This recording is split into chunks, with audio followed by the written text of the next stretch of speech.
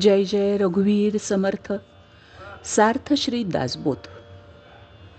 दशक 12वा. विवेक वैराग्य. समास 1. विमळ लक्षण. मानवी जीवनात प्रपंच आणि परमार्थ एकमेकांना पूरक आहेत. प्रपंचात उपयोगी असणारेच गुण परमार्थातही उपयोगी पडतात. म्हणून सर्वसाधारण माणसाने प्रपंच नीटपणे सांभाळावा व नंतर परमार्थ करावा. विवेकी माणूस विवेकाच्या बळावर प्रपंचात यशस्वी होतो. मग स्वाभाविक परमार्थात देखील तो यशस्वी होऊ लागतो. विवेकाने दूरदृष्टी येते आणि पुढील आयुष्यात येणाऱ्या प्रसंगांसाठी त्या दूरदृष्टीचा उपयोग करून तो आधीच तरतूद करतो.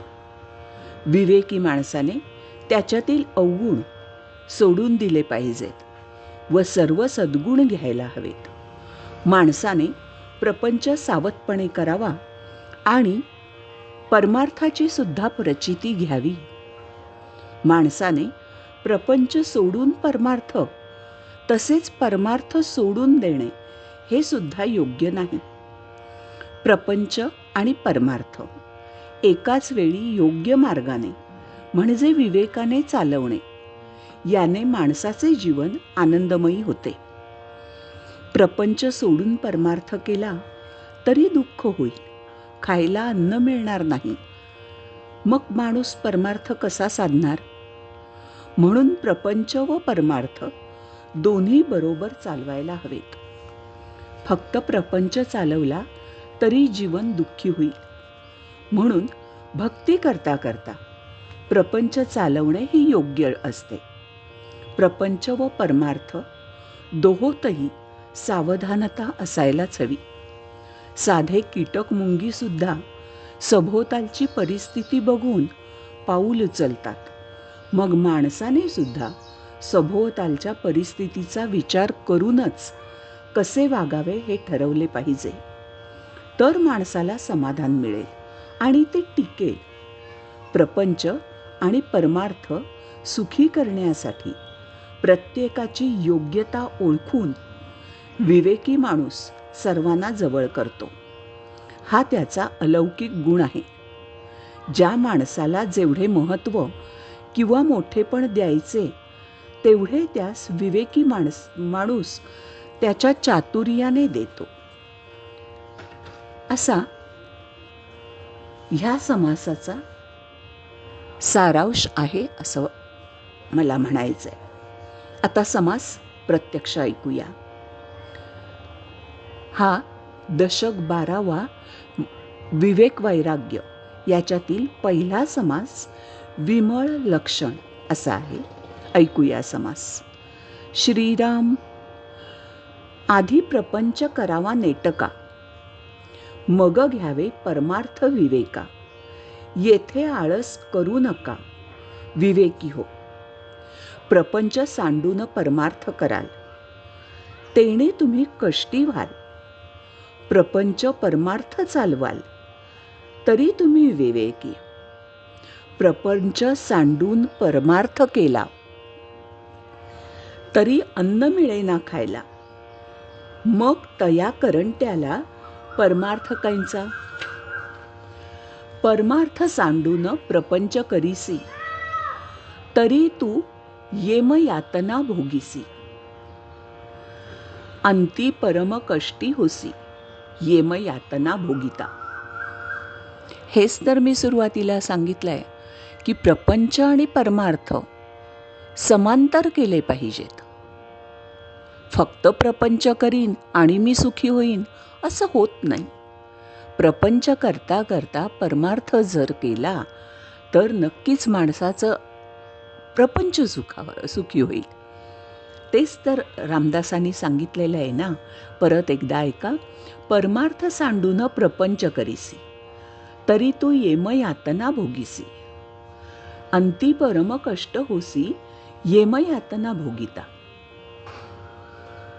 परमार्थ सांडायचा नाही, सांडून प्रपंच करीसी, असं सांगितलंय रामदासांनी. पुढे ऐका. साहेब कामास नाही गेला, गृहीच सुरवाडोन बैसला, तरी साहेब कुटील तयाला, पाहती लोक. काय सांगितलंय रामदास स्वामींनी? साहेब कामास नाही गेला, गृहीत सुरवाडून बसला, घरीच हा बसला, तर साहेब काय करेल? साहेब कुटीला तयाला, म्हणजे प्रत्यक्ष जरी मार देत नसला तरी शाब्दिक मार, त्याचं नुकसान सगळंच होईल. आणि हे झालेलं नुकसान लोक पाहतील आणि त्याला नावं ठेवतील. म्हणून असंही करून चालणार नाही, प्रपंच केलाच पाहिजे. आणि त्यावेळी प्रपंच सुखी होण्यासाठी परमार्थसुद्धा केला पाहिजे. तेव्हा महत्त्वाचे गेले काय? साहेब कुटीला तयाला, पाहती लोक. आणि पुढचं वाक्य काय? तेव्हा महत्त्वाचे गेले, महत्त्वच जातं. दुर्जनाचे हासे झाले, दुःख उदंड भोगिले आपुल्या जीवे. तैसेची होणार अंती, म्हणून भजावे भगवंती, परमार्थाची प्रचिती रोकडी घ्यावी.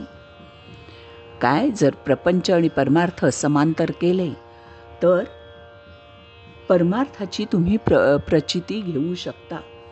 संसारी असता मुक्त, तोची जाणावा संयुक्त, अखंड पहावे युक्तायुक्त विचारण आहे. प्रपंची जो सावधान, तो परमार्थ करील जाण, प्रपंची जो अप्रमाण, तो परमार्थी खोटा. आपण प्रपंचात सावधानतेने करतो म्हणजे आपण केलेली काटकसर, आपण केलेलं सावधानतेचे व्यवहार, आपण उधळपट्टी करत नाही, म्हणजे ती एक प्रकारे सावधानताच आहे. पुन्हा ऐका. प्रपंची जो सावधान, तो परमार्थ करील जाण, प्रपंची जो अप्रमाण, जो प्रपंच चांगला करत नाही, म्हणजे जो प्रपंची जो अप्रमाण, तो परमार्थी खोटा, त्याला परमार्थही साधता येणार नाही. म्हणून सावधानपणे प्रपंच परमार्थ चालवणे, ऐसे न करिता भोगणे नाना दुःखे. पर्णाळी पाहोन उचले, जीवसृष्टी विवेके चाले, आणि पुरुष होऊन भ्रमले, त्यासी काय म्हणावे. काय सांगतायत समर्थ?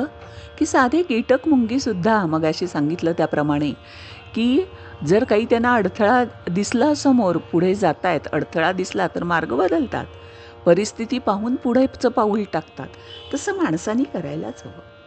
म्हणून असावी दीर्घ सूचना, अखंड करावी चालना, पुढील होणार अनुमाना आणून सोडावे. सुखी असतो खबरदार, दुःखी होतो बेखबर, ऐसा हा लौकिक विचार दिसतची राही. कायही होई बघा, सुखी असतो खबरदार. कोण सुखी असतो? जो खबरदार, म्हणजे काळजी घेतो, जो आजूबाजूच्या परिस्थितीचं अवलोकन करत असतो. सुखी असतो खबरदार, खबर बातमी. दुःखी होतो बेखबर, काय नाही, बिनधास्त राहणारा, बाजूच्या सभोवतालच्या परिस्थितीचा अंदाज न घेणारा हा माणूस दुःखी होतो. ऐसा हा लौकिक विचार दिसतची आहे. म्हणून सर्व सावधान, धन्य तयाचे महिमान, जनी राखे समाधान, तोची एक. चाळणेचा आळस, तरी औचित पडेल घाला, ते वेळे सावरायाला, अवकाश कैंचा. म्हणून दीर्घ सूचनेचे लोक, त्यांचा पहावा विवेक, लोकांकरिता लोक शहाणे होती. परी ते शहाणे ओळखावे, गुणवंतांचे गुण घ्यावे, अवगुण देखून सांडावे जनामध्ये. मनुष्य पारखू राहेना, आणि कोणाचे मन तोडीना, मनुष्य मात्र अनुमाना आणून पाहे. दिसे सकळांच सारिखा, पाहता विवेकी नेटका, कामी निकामी लोका बरे पाहे.